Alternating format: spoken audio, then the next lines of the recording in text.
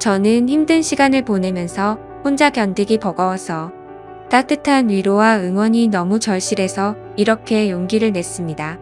다들 슬프고 힘든 일을 겪으면서 보내시는 분들도 많으시겠지만 저 또한 약한 사람이라 주변의 관심과 응원이 필요합니다. 따뜻한 격려의 마음이라도 부탁하고자 사연을 보내게 됐습니다. 들어주시면서 저에게 용기를 꼭 주셨으면 좋겠습니다.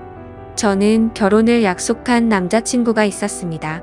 남자친구와 저는 같은 미술 전공으로 대학교에서 만나 연애를 시작했어요. 같은 미술을 하면서 서로 의지하며 미래에 대한 같은 꿈을 꾸면서 행복한 날들만 가득했습니다.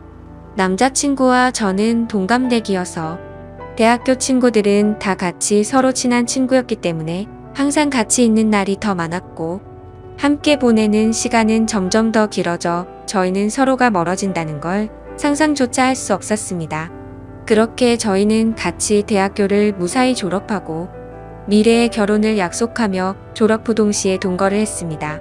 주변에서는 왜 결혼을 안 하고 동거를 시작하냐는 말들이 있었지만 저희는 미래에 대한 서로의 꿈이 있었기 때문에 사회생활도 해야 하고 아직은 결혼하기 이르다 생각이 들었기 때문입니다.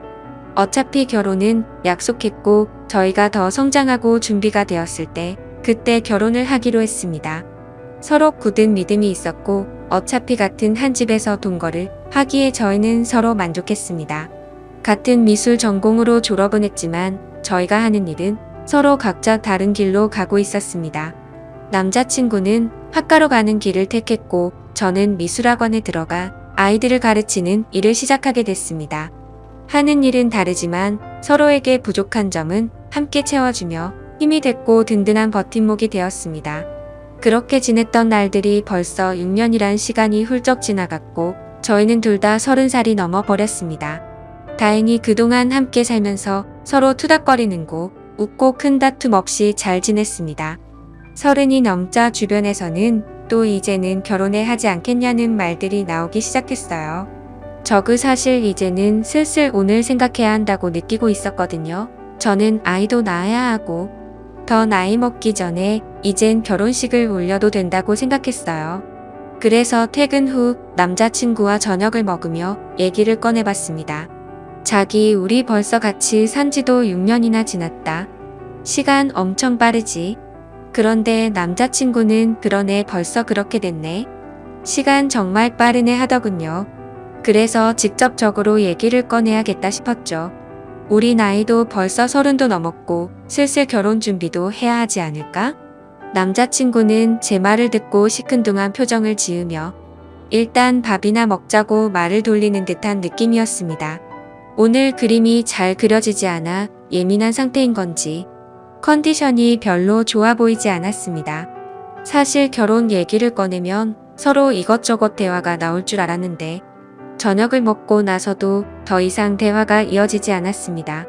괜히 저만 들떴나 싶어서 기분만 가라앉았습니다. 그래도 남자친구의 컨디션이 좋은 날에 다시 천천히 얘기하면 되니까 크게 조급해하지 않았어요. 그날 이후 이상하게 남자친구는 평소와 달랐습니다. 밖에서 따로 친구들을 만나는 날은 늘어가고 원래는 저도 같이 만나는 친구들이었기 때문에 항상 같이 나가서 만났는데 요즘은 저랑 같이 안 가고 혼자서만 그 친구들을 만나고 들어오더라고요. 날이 갈수록 점점 남자친구의 행동들이 하나하나가 이상해지고 있었습니다. 저만 보면 항상 미소를 보내던 사람이 저랑 눈만 마주치면 인상을 찡그리고 제 눈을 피하듯이 고개를 싹 돌린다던가 말이죠. 그리고 술이 잔뜩 취해 집에 오는 날이 늘어나길래 무슨 일이 있는지 물어봐도 아무 일도 없다고만 하는데 저는 그런 남자친구가 너무 답답했어요. 남자친구는 그림이 잘 안 그려질 때는 많이 예민해지긴 했지만 이렇게까지 행동에 변화가 없었습니다. 그림 문제는 아닌 듯했고 말하기 힘든 일이 있는 것 같았죠. 선뜻 제가 먼저 물어볼 수 없어서 말을 해줄 때까지 기다려보기로 했습니다. 그런데 점점 늦은 시간에 집에 오고 너무 늦게까지 안 들어올 때는 연락을 하면 제 연락을 받지도 않았어요. 남자친구가 밖에 있는 시간이 늘어났고 밖에 있을 때는 연락도 거의 안 되니 답답할 따름이었죠. 저는 점점 남자친구 행동들을 곰곰이 생각해보면서 그제서야 조금씩 이상하다고 생각이 들고 느낌이 왔습니다. 아무래도 여자가 생긴 것 같았습니다. 왜냐하면 저랑 같이 살면서 단 한 번도 핸드폰을 잠가 놓지 않았는데 행동이 이상해지기 시작하면서 핸드폰의 비밀번호를 설정해 둔 것입니다. 정말 의심하고 싶지 않아서 참아왔는데 더 이상은 안 되겠다 싶었죠. 오늘은 꼭 남자친구랑 제대로 얘기를 해봐야 할 것 같아 저녁 늦도록 기다렸습니다. 역시나 오늘도 자정이 넘어서 들어오더군요. 더 이상 미루면 안 되겠다 싶어 물어봤습니다. 요즘 왜 그러는데? 무슨 일이 있으면 말을 좀 해주던가 라고 했습니다. 그러자 너랑 사는 게 지겨워졌어. 네가 하는 잔소리도 듣기 싫고 나 혼자 있고 싶다. 그 말을 듣는 순간 머리를 망치로 맞는 기분이었습니다. 한숨을 내쉬는 남자친구의 말을 듣고 이 사람이 정말 내가 알던 내 남자친구가 맞나 너무 의아했습니다. 어떻게 저런 말을 아무렇지 않게 나한테 할 수가 있나 싶었죠. 평소에 저희가 싸운 것도 아니고 저희 사이에 아무 문제도 없다고 생각했는데 제 착각이었습니다. 그래서 저는 도대체 왜 갑자기 이렇게까지 변할 수가 있는지 제대로 이유라도 알고 싶었습니다. 저는 화가 나서 따지면서 물어봤어요. 내가 지겨워졌다고?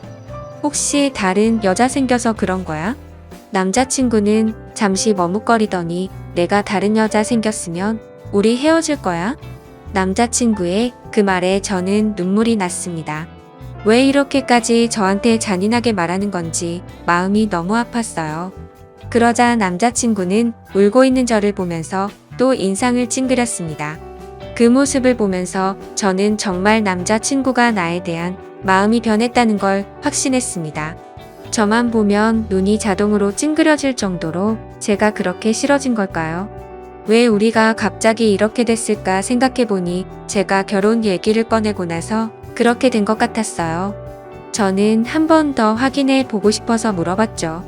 혹시 결혼 얘기가 많이 부담됐었어? 부담되면 천천히 해도 되는 거잖아. 그러자 남자친구는 너랑 사는 게 이제 지겨워졌다고. 못 알아듣겠어? 다시 말해줄까? 남자친구는 또 인상을 쓰면서 말했습니다. 다시 한번 남자친구의 진심을 듣게 되니 견딜 수가 없었어요. 그렇게 며칠이 지나고 한 집에 있는 것도 불편한지 남자친구는 외박을 하는 날도 생겼습니다. 집에 있을 때는 전화가 오면 제 눈치를 한번 보고 나서 자리를 옮겨 전화를 받더라고요.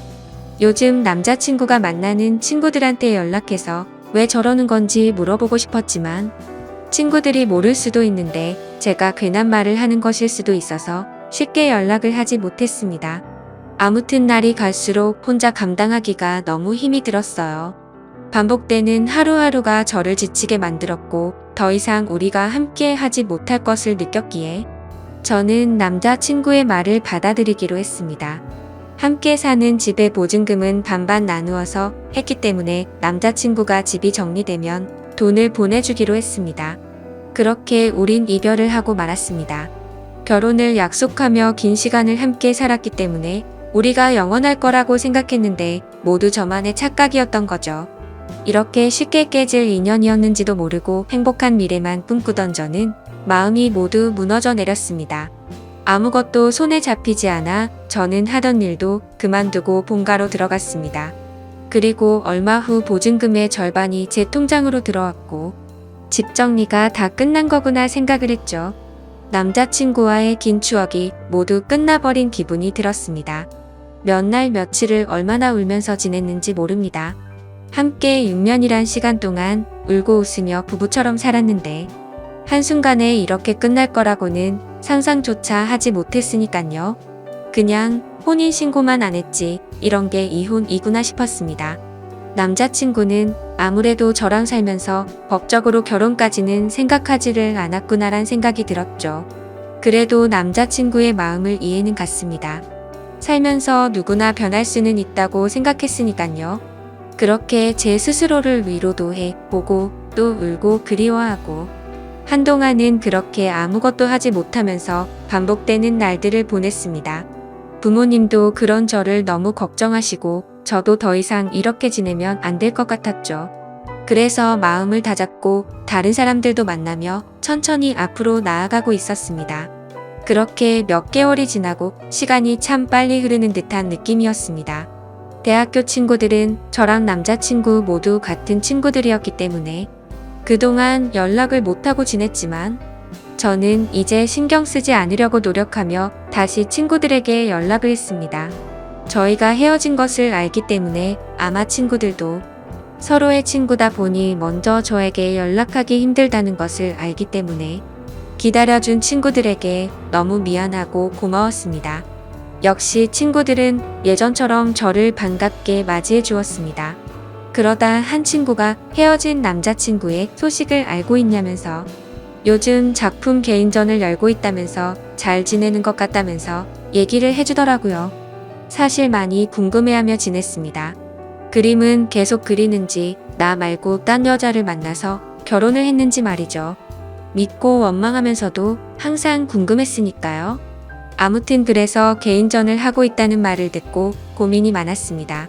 어떤 그림을 그렸을지 단순한 궁금증인지 내가 아직 미련을 못 버리고 그를 그리워하는 건지 제 마음을 확인해 보고 싶었습니다. 그래서 저는 친구와 함께 그의 개인전을 찾아갔습니다. 도착해서 들어가는 계단에 올라갔다 내려갔다 몇 번을 반복하고 숨을 들여 마셨다 내뱉었다를 몇 번을 반복했는지 모릅니다. 친구는 그런 저를 보고는 못 들어가겠으면 들어가지 말자고 했지만 저는 이왕 여기까지 온 거 그림이라도 보고 가자고 다시 한번 마음을 다잡고 용기를 내서 들어갔습니다. 유명한 화가가 아니기에 위층으로 올라가 보니 규모가 크지 않은 아담한 공간이었습니다. 저는 첫 번째 그림부터 순서대로 그림을 보기 시작했습니다. 첫 번째 그림을 보면서 저는 마음속에 무언가 설레는 듯한 느낌과 따뜻한 느낌을 받았습니다. 전 남자친구가 지금 새로 만나는 여자와 행복하게 잘 지내고 있다는 걸 표현한 듯한 추상적인 느낌이었고 저도 모르게 그림의 매력에 빠져서 보고 있었습니다. 친구가 옆에서 작품 설명 좀 읽어보라고 재촉을 해서 읽어보고서 저는 크게 놀랄 수밖에 없었습니다. 작품 설명에는 대학교를 다니고 있는 시점에 첫 연애를 하며 느꼈던 감정을 표현했다라는 추상화 설명인데 왜 이 작품에 저와 연애를 시작했을 때 마음을 표현한 건지 지금 다른 여자 만나면서 어떻게 이런 작품을 그린 것도 모자라 이런 설명까지 해놨다는 것에 도저히 이해가 되지 않았습니다.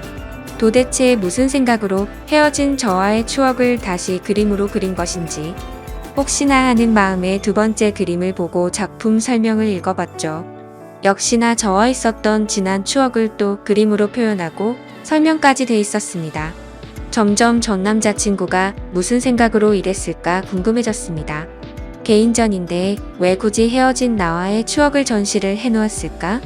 그림을 보면 볼수록 더 마음이 복잡해졌죠. 그리고 또 다음 그림들을 보는데 뭔가 마음이 무거운 듯한 느낌의 그림이었습니다. 왜 그림을 이렇게 표현했을까 설명을 읽고 보니 저와 헤어지고 본인의 마음이 적혀 있더라고요. 저는 더욱 그를 이해할 수가 없었습니다. 왜냐하면 분명히 본인이 헤어지자고 요구를 했고 제가 질린다면서 저랑은 더 이상 같이 살기 싫다고 저를 억지로 밀어낸 것도 그였기 때문에 정말 모순이라고밖에 느낄 수 없었습니다. 대체 그는 무슨 생각인 걸까? 왜 이런 그림을 그리고 왜 나와의 일을 표현했고 설명까지 내가 그림들을 봐주기를 원했던 건지 이걸 보고 나보고 대체 무슨 생각을 하라는 건지 머릿속이 점점 복잡해져만 갔습니다. 계속 작품들을 보면서 마음이 아팠고 그러다 마지막 그림을 보는데 뭔가 잘못된 느낌이었습니다. 왜냐하면 그림이 아닌 새하얀 백지였기 때문입니다. 실수가 있었던 건지 아니면 의도적으로 백지를 걸어둔 건지 저는 설명을 읽어보고서 알 수 있었습니다. 말없이 눈물이 흐르다가 어느새 저는 점점 소리를 내서 울 수밖에 없었습니다.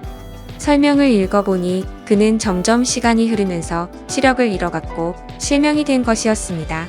그는 실명이 되기 전에 저의 추억을 그림으로 남기기 위해서 시력을 잃어가면서도 밤새도록 그림을 그렸던 것이었죠. 저는 한없이 울면서 그를 당장 만나고 싶었습니다. 그래서 무작정 그에게 전화를 걸어봤지만 없는 번호라는 음성이 흘러나왔죠. 저는 지금 만나지 못하면 영영 그를 못 볼 것 같은 기분에 친구에게 그를 찾아달라고 지금 만나지 않으면 정말 미쳐버릴 것만 같다고 붙잡고 마구 울었습니다. 대학교 때부터 다 같은 친구였기 때문에 옆에 있는 친구는 연락이 되는 모든 친구들에게 그의 전화번호를 물어봤습니다.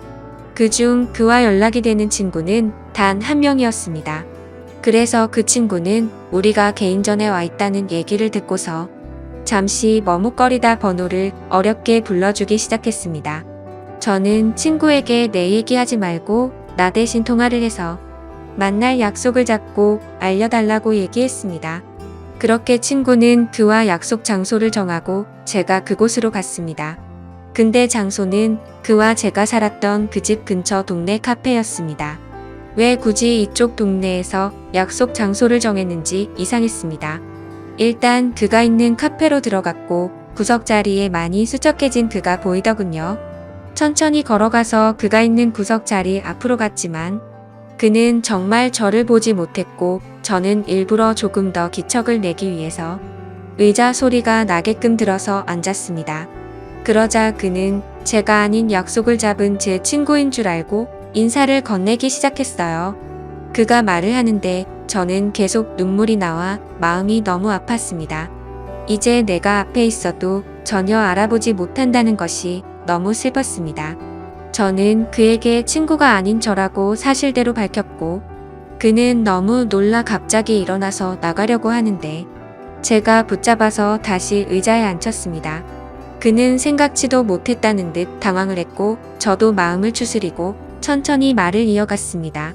저는 그의 개인전에 다녀온 것을 말했고 그는 참고 참다가 눈물이 한 방울 흘러내리더군요. 저는 아직 그의 마음을 알 수 없었기 때문에 제가 궁금했던 걸 단도직입적으로 물어봤습니다.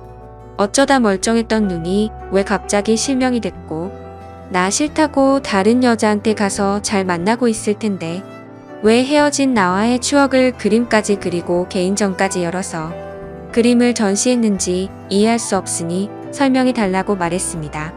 그는 잠시 주춤거리며 입을 떼기 시작했습니다.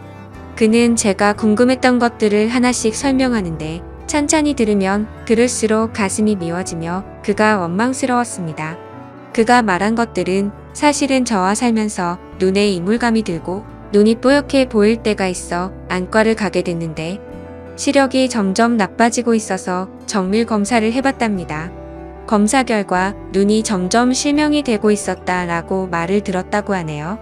수술조차 할 수 없을 정도로 진행이 빠르게 되고 있던 시점에 제가 결혼 얘기를 꺼내었고 그때부터 그는 자기는 곧 실명이 될 텐데 저랑 결혼까지 하면 제가 그의 옆에서 얼마나 고생을 할지 뻔히 보여서 결혼 얘기에 그렇게 반응을 한 것이라고 말해주더군요. 그리고 저를 볼 때마다 눈을 찡그렸던 건 제가 싫어서 그런 게 아니었고 앞이 잘 보이지 않아 저를 조금이라도 더 자세히 보려고 눈을 찡그리면서까지 제 얼굴을 봤던 것이었죠. 그리고 그는 저 말고는 다른 여자는 생각도 해본 적이 없기 때문에 당연히 다른 여자를 만난 적은 없었다고 하네요. 제 남은 인생을 불행하게 만들지 않겠다는 그의 생각으로 인해 거짓말로 제가 질렸다고 했고 싫어졌다면서 다른 여자가 생긴 듯한 뉘앙스를 풍기면서 제가 의심하기를 원했다고 합니다. 그래서 제가 먼저 떠나기를 바랬던 건데 하나하나 그의 얘기를 들으면서 그때 생각을 해보니 정말 저는 그에게 너무 무관심했구나 느꼈죠. 정작 옆에 같이 사는 나는 왜 그가 눈이 잘 안 보이는 것조차 눈치채지 못했을까 제 자신이 너무 원망스러웠습니다. 제가 진작 눈치라도 챘다면 이렇게 허망하게 그와 헤어질 일도 없었을 텐데 싶었죠. 오히려 그가 힘든 것을 혼자 감당하고 있을 때 제가 조금이라도 기댈 수 있게 힘을 줬다면 그가 거짓말까지 하면서 저와 헤어지려 했을까라는 생각이 들었습니다. 그의 마음을 헤아려 보니 그가 혼자 얼마나 힘들었을까라는 생각에 가슴이 너무 아팠습니다. 그는 설명하는 내내 눈물이 마르지 않았고 저도 중간중간에 말하고 싶은 걸 최대한 참고 눈물을 흘리며 듣고 있을 수밖에 없었습니다. 그의 얘기를 다 듣고 나서 저는 그에게 시력을 잃고 우리가 헤어지면 내가 혼자 행복하게 살 수 있을 거라고 생각했어 라고 묻자 그는 눈이 보이지 않는 남편 말고 평범하고 건강한 남자 만나서 아이 낳고 행복해 살기를 바랬어 라고 울먹이는 듯한 말투로 겨우 대답을 하더군요. 저는 그 말을 듣자 맞아 그의 진심이 무엇이었는지 왜 그때 그가 딴 여자가 생긴 것처럼 말하고 저를 그렇게까지 밀어냈는지 이제야 그의 마음을 알게 됐습니다. 그는 정말 나를 진심으로 사랑했고 본인보다 나를 먼저 생각한 사람이었다는 걸 왜 저는 그때 제대로 알지 못했을까요? 다시 한번 마음을 추스르고 왜 이 동네에서 약속을 잡은 건지 물어봤습니다. 그는 사실 저와 함께 살던 그 집에서 제가 나간 이후로 쭉 혼자서 살고 있다고 했어요. 알고 보니 집을 정리한 것처럼 저에게 돈을 보낸 것이었고 그는 혼자 저의 추억이 있는 그 집을 떠나지 못했다고 했습니다. 저도 그와 헤어지고 많이 힘들었다고 생각했는데 그는 제 흔적이 있는 집에서 혼자서 얼마나 외롭고 슬펐을지 가늠조차 되지가 않더라고요. 모든 것을 혼자 짊어지려고 하는 그가 믿고 원망스러웠지만 저를 위한다는 마음에 버렸던 일이었기에 그를 미워할 수도 없었습니다. 저는 그 집에 가보고 싶다고 말하자 그는 가방에서 접이식 지팡이를 꺼내더니 먼저 앞장을 섰습니다. 그런 모습이 너무 낯선 모습이었지만 저는 결코 내색할 수가 없었습니다. 익숙하게 그는 집으로 도착했고 같이 들어갔습니다. 들어가서 그동안 변한 것이 거의 없는 모습에 조금 놀랐습니다. 대부분은 거의 그대로였지만 눈이 보이지 않아서 자신이 잘 다닐 수 있도록 하고 손이 잘 닿는 곳으로 위치를 조금 바꿨다고 하더군요. 그동안 이 집에서 혼자 보이지도 않는 눈으로 지냈다는 것이 믿기지 않았어요. 하나씩 알게 될수록 너무 마음이 아파왔고 제가 계속 옆에 있었더라면 잘 챙겨줄 수 있었을 텐데 속상한 마음뿐이었습니다. 그는 보는 것처럼 이젠 제법 익숙해져서 지내는데 불편함이 크게 없다며 걱정하지 말라고 스스로 잘 해내고 있으니 저보고 이제 걱정하지 말고 좋은 사람 만나서 잘 지내라고 말하더군요. 그 말을 듣고 저는 화가 나서 말했습니다. 내가 진작에 알았더라면 무슨 일이 있어도 자기 곁에서 안 떠났을 거야. 이제 다 알게 된 이상 난 절대로 아무데도 안 가라고 소리쳤습니다. 그는 말도 안 된다며 앞으로 살 날이 얼마나 긴데 대체 왜 사서 고생을 하냐고 절대 그러면 안 된다고 자기 옆에 있으면 지치고 불행할 거라며 반대하더군요. 하지만 저는 절대 내 생각 변하지 않으니 설득하지 말라고 못을 박았고 저는 그날 이후 제게 필요한 것을 챙겨서 매일매일 그의 집으로 갔습니다. 그가 조금이나마 불편하지 않게끔 제가 할 수 있는 것들을 찾아서 하고 밥도 같이 먹고 차도 마시며 대화하는 시간들을 많이 가졌습니다.